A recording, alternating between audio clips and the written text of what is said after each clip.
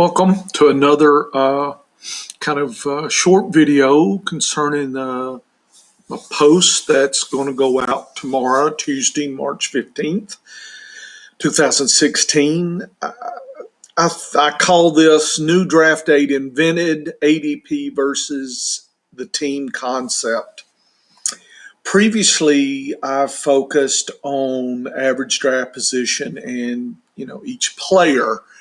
And certainly I've done plenty of using my pivot table, looked at a team and see where the different players are being drafted, right? So that's your pre-draft essential there. So I think this is new. I mean, I'm calling it new because I've never seen this, but what I've done, and you can read my words there, is this is an example using pretty much the early March ADP, PPR scoring 12 team. And notice I have the teams alphabetical order, and then I have the draft round, and I have some numbers and some colors and some other kinds of colors. Long story short, this is draft one, round 1 to 6, 7 to 12, and 13 to 19. If there's a 1, that means one player from that team was drafted within round 1. Okay, so Arizona, there's one player, David Johnson, running back, drafted. And then you have to, on average, wait until the 6th round, maybe Fitzgerald at round 6. So I believe that at least gives you an idea if you're handicapping from the team perspective, which I do advise. In other words, what is the overall potential for Arizona as far as the predicted season-long PPR scoring, and then who's going to get that scoring? Okay, so if you're really very interested in Larry Fitzgerald or John Brown, even, pretty much you can think that certainly round 6 and here by 7, 3 members. So if there are anybody, wide receiver or whatnot, maybe even, I don't know if they're drafting Palmer that early. So wide receivers, you're going to have to make a move earlier. So you need to decide, is round 5 or 4, are you willing to pay that price? So this is, I think, a tool for you to imagine if you think of the draft round as a price to pay, where you're at. So look at Atlanta here. Well, I would say Julio Jones and Freeman, the running back, are grabbed in round 1. So anybody else, Matt Ryan, whoever, tight ends, whoever is Coleman, the second running back, round 10.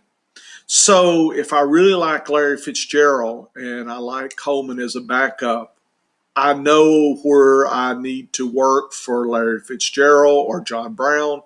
And right now, I would have a lot more free time to wait for Coleman as a sleeper to come in round 8 and 9. So I think you can use this new aid to visualize kind of from a team perspective. So I would go through each team and mark potential players and then kind of think, where are they, potentially being looked at. So, certainly gives you teams that are going to be looked at early. Look at New England, right? So within the first 5 rounds, 4 players are gone. Okay, so there's going to be a lot more cherry picking there versus, say, Tennessee, where you're not having, maybe Kendall Wright, you're not even worried for the first 4 rounds. So your decision is one of the players worth? I don't know if that's a running back, whoever, but you can focus on that. So, I mean, I think that this is a new way to think about the draft. So, for me, I enjoy and I urge you to use multiple approaches as draft aids to think about things. Visual drawing, that's why I love colors. I don't like lists with numbers and names in a list. To me, I need something else to stimulate my thinking. And this is another tool I'm going to be, anytime this comes to me, I will, certainly, put this out on my blog. But I think that gives you insight, and I use the colors, versus the deep sleepers are going to be seen in round 13 to 19. So just kind of the color side to remind you, and then of course I put anything in 2 or 3 drafted per round in a dark kind of a green. And so that just kind of reminds you there's multiple players being picked up, early on. So in Green Bay, looks like if you really want, say, Eddie Lacy or Cobb or Devontae Adams, looks like you better have already picked them up by round 4, okay, because they're going. And then you got that long wait down to round 15. So if Green Bay, if you think they're going to have a wonderful year, then you need to make a decision. Do I need to go fast into the 2 of the 4 or 3 of the 4?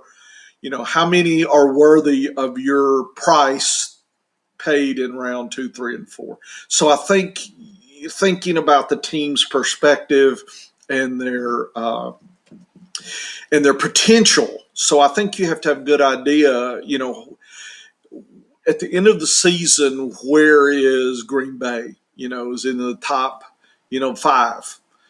So in other words, you would think on average, the more points a team is scoring, the better off for all, players there. So it gives you a perspective for you to look at. So, my comment, hours of fun. So if you're like me, sitting there staring, thinking, looking around. I mean, you could certainly pull up another uh, window and could have names or teams or whatever. So you could have multiple pieces of data looking and then having this as a backdrop. I also include the standard scoring right now. There's some differences, there's some similarities. So just, if that helps you, if you play standard, I really don't, but I thought I'd throw that out. And then I wanted to at least give you an idea. This is the totals from each team. I see a misprint there. A total of each team players in this kind of these drafts that I've seen here, standard versus PPR here. For instance, PPR, there's only 5 from Buffalo. That's kind of low, and 6 in standard. So somebody on Buffalo is thought to be worthy of a draft, and that person is not worthy in a PPR setting. So, that's intriguing to me. Well, okay, what is that? Who is that person?